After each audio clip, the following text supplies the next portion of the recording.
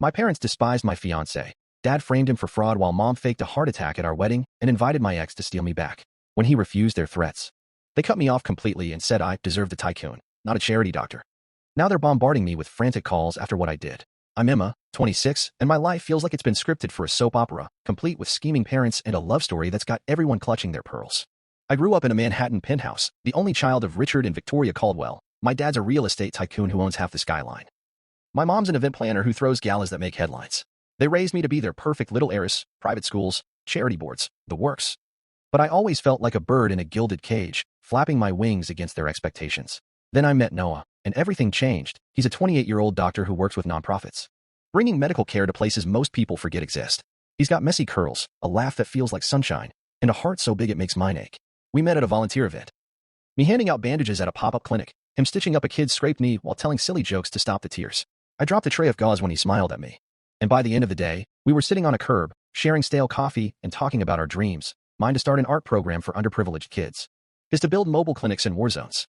Noah's not like anyone I've ever known. He grew up in a tiny apartment in Brooklyn, raised by his grandma after his parents passed. Worked 2 jobs to get through med school, never complains, even when life's kicking him in the teeth. He's the opposite of the trust fund guys my parents always pushed on me, like Charles, my ex, who cared more about his Rolex than my feelings. Noah doesn't care about my family's money. He insists on splitting every bill, even when I know he's scraping by, and he listens, really listens. When I ramble about my sketches or cry about feeling trapped.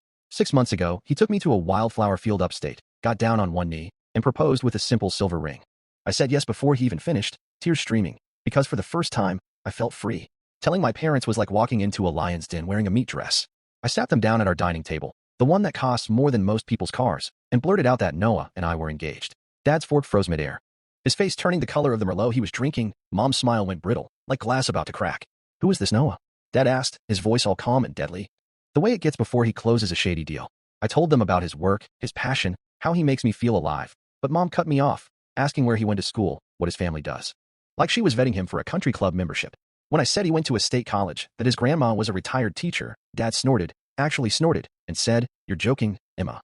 You can't be serious about a nobody." Mom patted my hand, her rings cold against my skin, and said, "Sweetheart, you're young, you'll meet someone more suitable." I should have seen the red flags.